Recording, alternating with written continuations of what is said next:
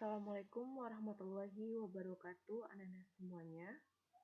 Baiklah, untuk video pembelajaran kali ini, kita akan membahas mengenai termokimia. Nah, sebelum kita masuk kepada materi termokimia, tentunya kita harus tahu, apa sih termokimia itu?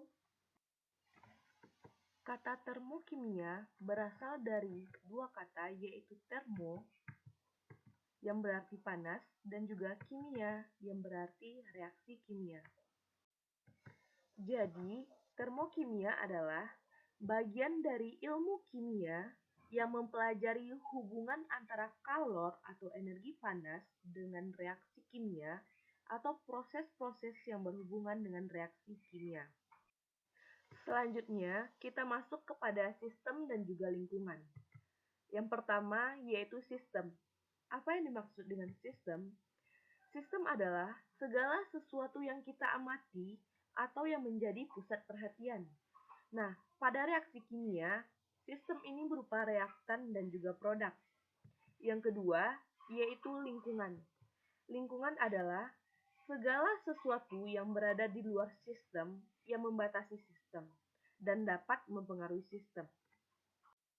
Baiklah, coba Anda perhatikan contoh berikut ini.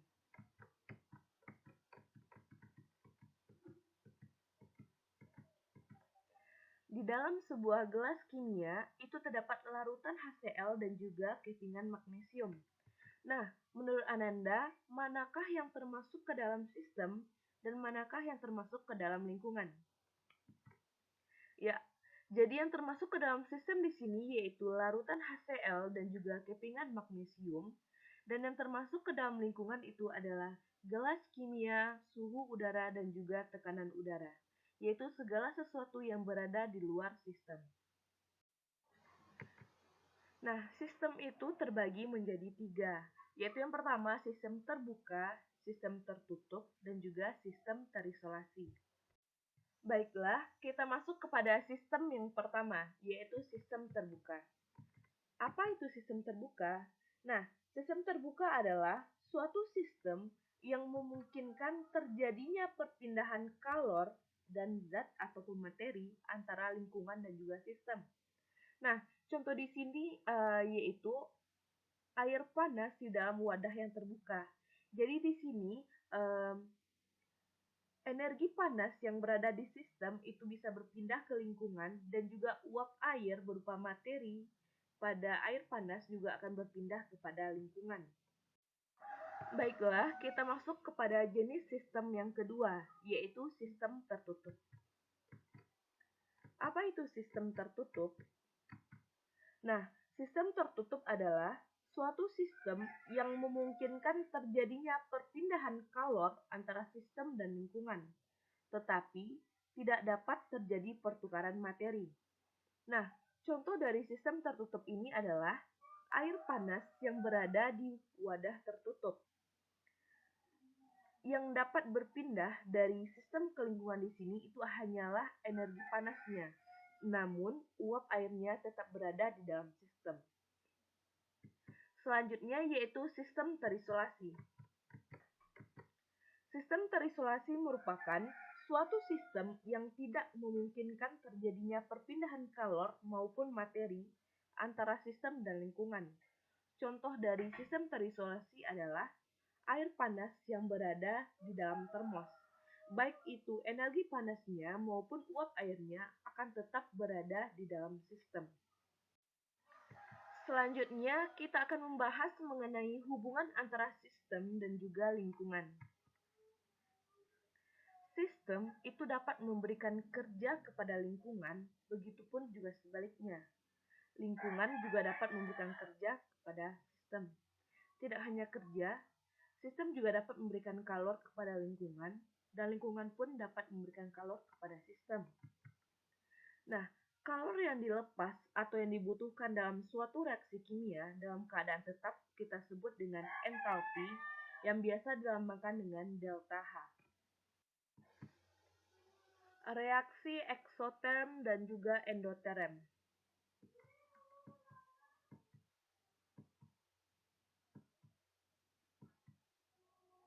Nah, dari bagan yang sudah Ibu tampilkan, Ananda bisa melihat perbedaan dari reaksi eksoterm dan juga endoterm. Nah, kalau reaksi endoterm, itu kalor akan berpindah dari lingkungan ke sistem.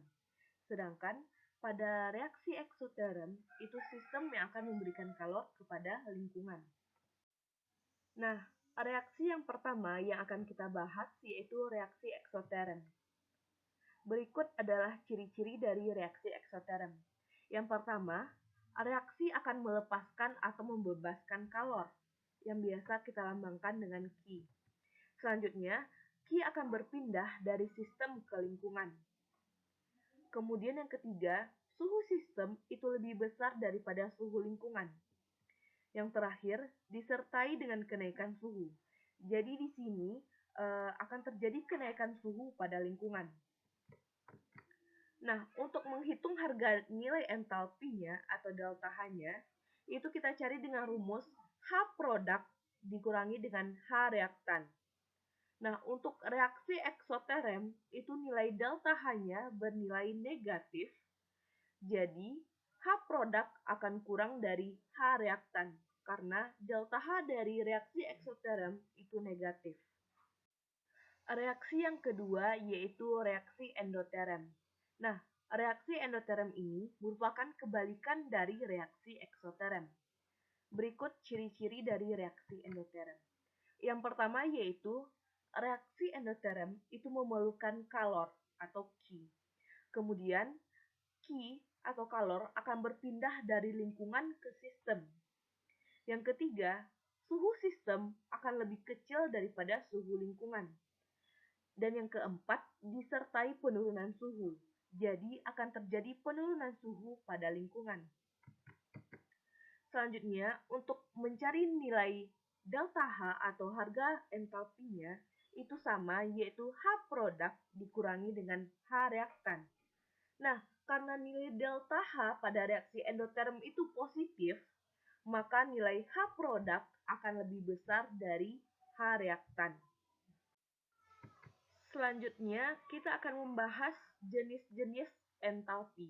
Nah, jenis-jenis entalpi itu pada umumnya ada 3 jenis, yaitu yang pertama, entalpi pembentukan atau yang biasa kita lambangkan dengan delta HF. Yang kedua, yaitu entalpi penguraian, yang biasanya kita lambangkan dengan delta HD. Dan yang ketiga, yaitu entalpi pembakaran, yang kita lambangkan dengan delta HC. Baiklah, kita masuk kepada jenis entalpi yang pertama, yaitu entalpi pembentukan atau delta HF. Nah, inti dari entalpi pembentukan ini adalah unsur dalam keadaan standar akan membentuk 1 mol senyawa. Nah, jadi dapat kita artikan entalpi pembentukan itu adalah kalor yang menyertai pembentukan 1 mol senyawa dari unsur-unsurnya dalam keadaan standar, yaitu pada suhu 25 derajat Celcius dan juga tekanan 1 atm. Nah, untuk contoh, Ananda bisa perhatikan pada slide berikut, yaitu entalpi atau delta HF dari metanol. Karena ini entalpi pembentukan, berarti pada reaksinya itu adalah reaksi pembentukan metanol dari unsur-unsur pembentuknya. Berarti di sini pada reaktan atau reaksi yang berada di sebelah kiri itu adalah unsur-unsur pembentuk dari metanol, yaitu ada C, gas H2, dan juga O2, yang nantinya akan menghasilkan CH3OH. Nah, sama halnya dengan reaksi kimia lainnya, reaksi termokimia juga harus kita setarakan. Namun di sini yang perlu diperhatikan adalah hasil dari reaksi termokimia, yaitu membentuk 1 mol metanol. Berarti di sini koefisien dari CH3OH itu haruslah 1. Jadi, yang bisa kita ubah koefisiennya agar reaksi itu menjadi setara adalah unsur-unsur pembentuknya. Jadi di sini pada slide yaitu reaksi sudah setara, yaitu dengan koefisien atom karbon ada 1, gas H2 berkoefisien 2, dan juga gas O2 berkoefisien setengah. yang nantinya akan menghasilkan 1 mol metanol. Dengan delta H yang dihasilkan yaitu negatif 239 kJ per mol. Jenis entalpi yang kedua yaitu entalpi disosiasi atau penguraian yang kita lambangkan dengan delta HD. Nah, inti dari entalpi disosiasi atau penguraian ini adalah 1 mol senyawa diuraikan menjadi unsur-unsurnya dalam keadaan standar.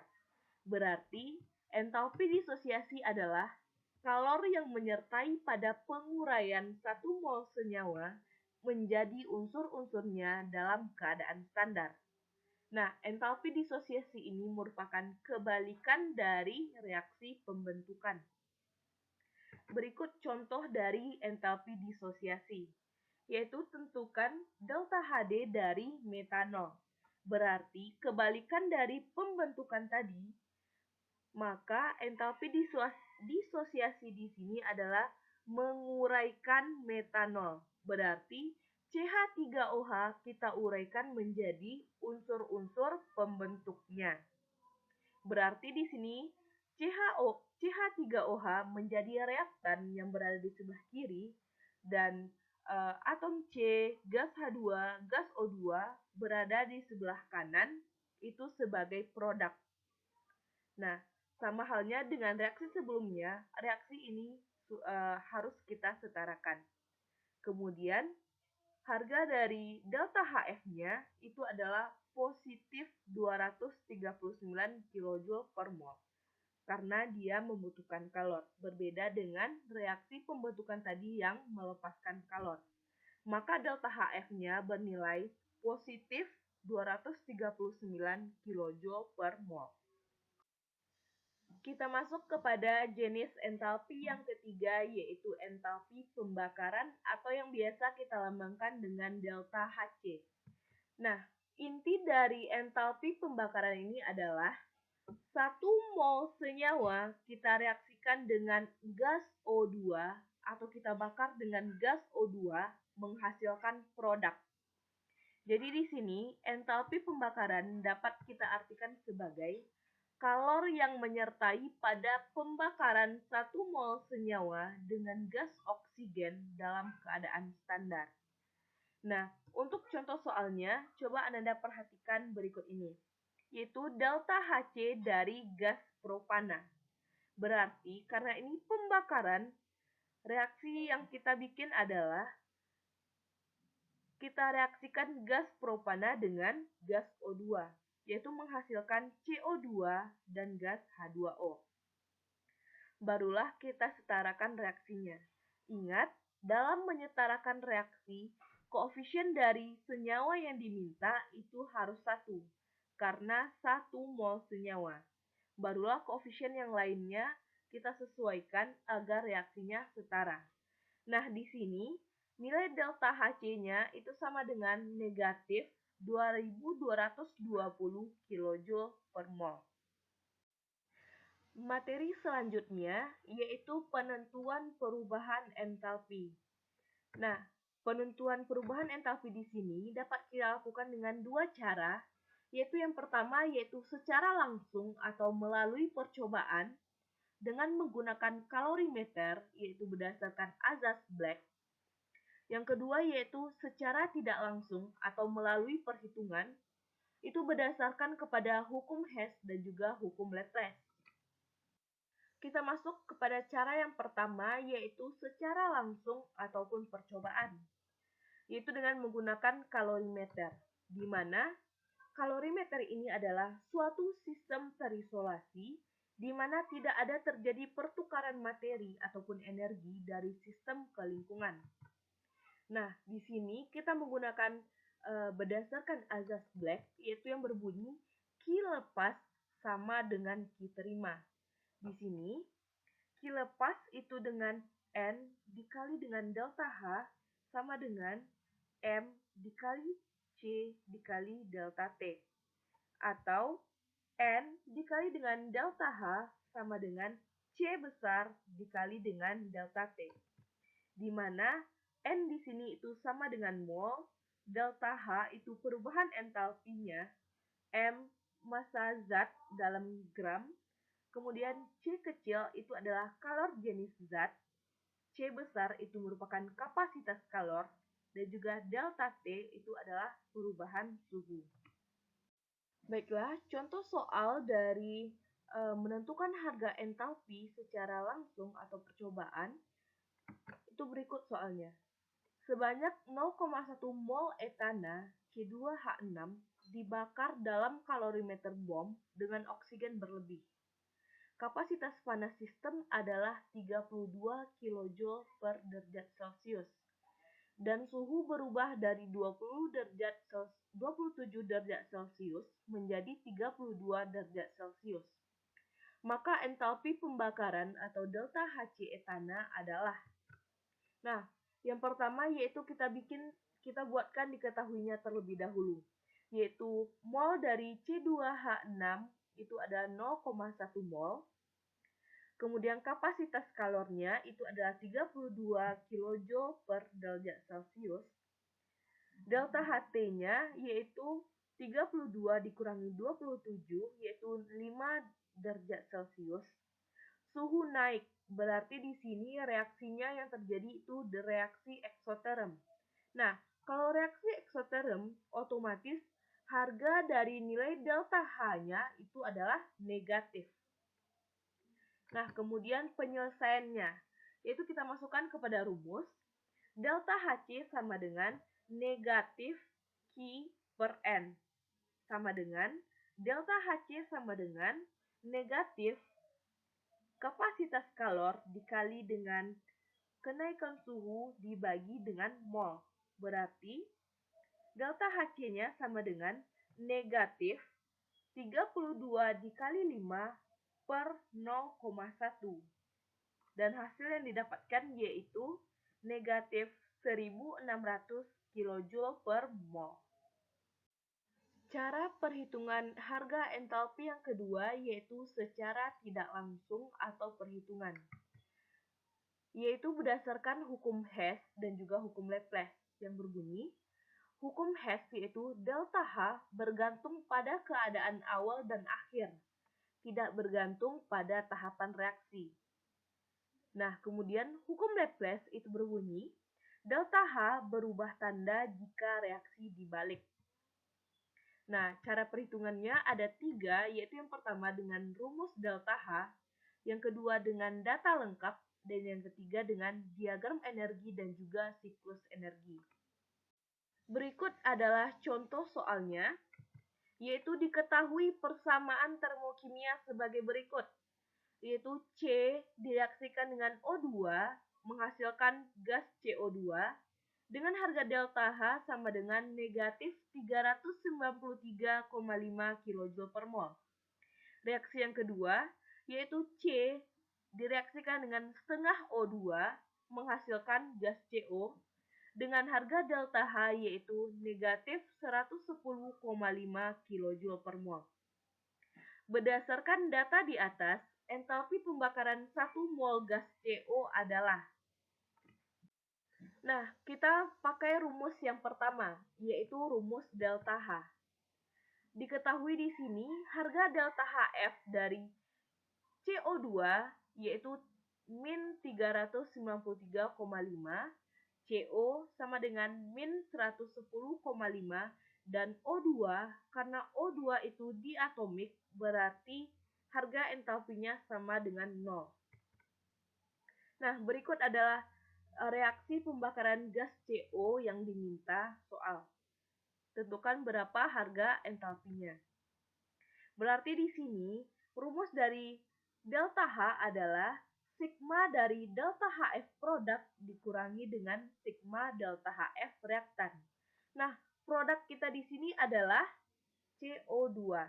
Berarti reaktan itu gas CO ditambah dengan setengah O2. Berarti delta H-nya adalah delta HF dari CO2 gas dikurangi dengan delta HF gas CO ditambah setengah kali delta HF O2. Ingat, kalau koefisiennya 1 berarti dikalikan dengan 1, Kalau koefisiennya 2, berarti harga entalpinya dikalikan 2. Dan jika koefisiennya setengah, berarti harga entalpinya dikalikan dengan setengah.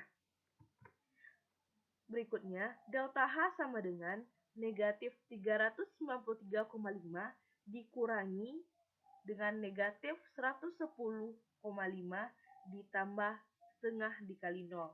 Berarti hasil akhirnya yaitu didapatkan harga delta H negatif 283 kJ per mol.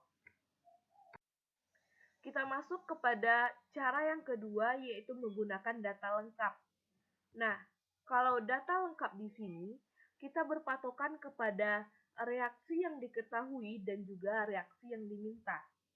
Nah, sekarang coba kita perhatikan reaksi yang diminta, yaitu ada CO direaksikan dengan setengah O2 akan menghasilkan CO2.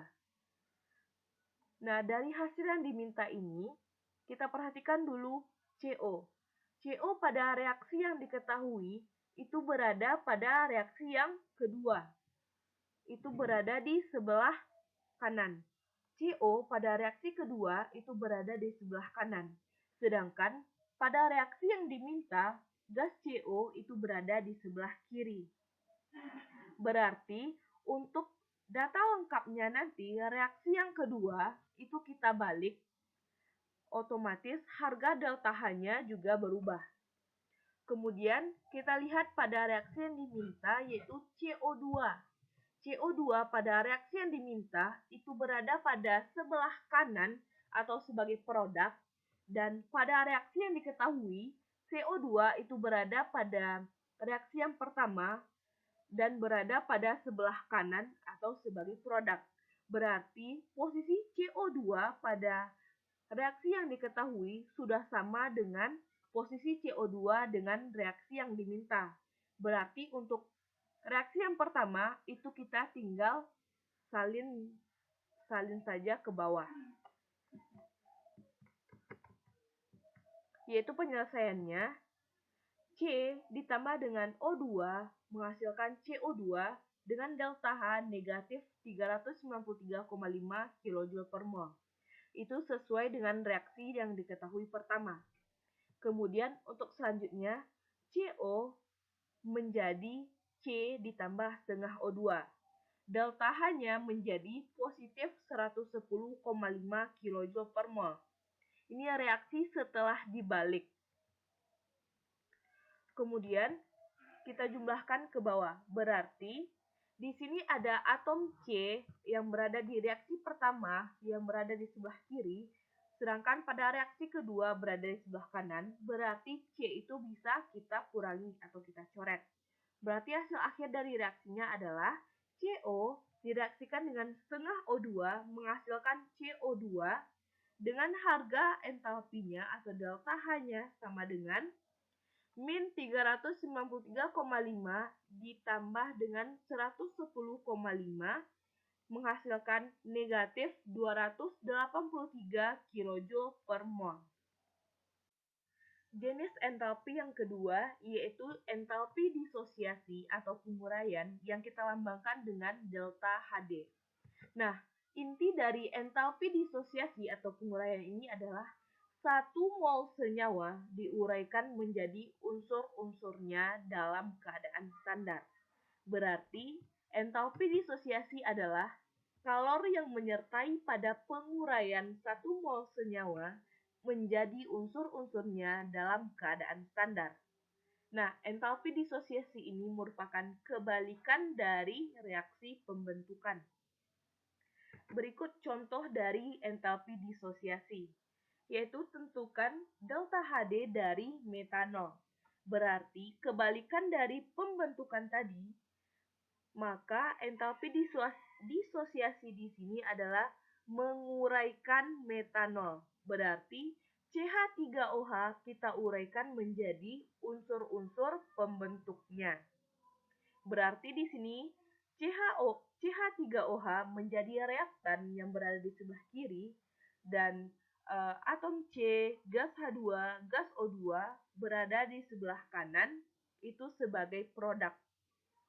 Nah, Sama halnya dengan reaksi sebelumnya, reaksi ini harus kita setarakan. Kemudian, harga dari delta HF-nya itu adalah positif 239 kJ. Nah, diagram energi pun sama dengan siklus energi, yaitu berdasarkan dengan hukum Hess. Delta H bergantung pada keadaan awal dan keadaan akhir, tidak bergantung pada tahapan reaksi. Nah, di sini yang diminta yaitu reaksi pembakaran 1 mol gas CO. Yaitu yang ditanya di sini adalah delta H3, di mana delta H3 ini didapat dari delta H1 dikurangi delta H2. Berarti negatif 393,5 kJ per mol dikurangi negatif 110,5 kJ per mol, dan hasil yang didapat yaitu negatif 283 kJ per mol. Dan hasil nilai entalpi yang didapat sama dengan menggunakan rumus delta H, diagram lengkap, data lengkap, diagram energi ataupun siklus energi.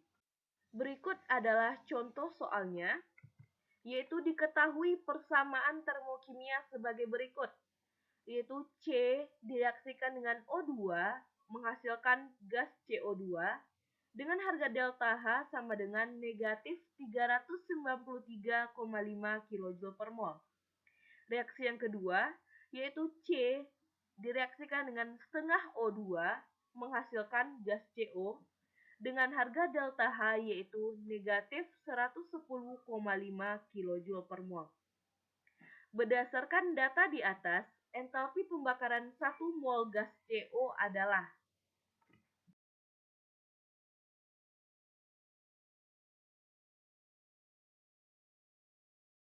Kemudian kita masuk kepada rumus energi ikatan.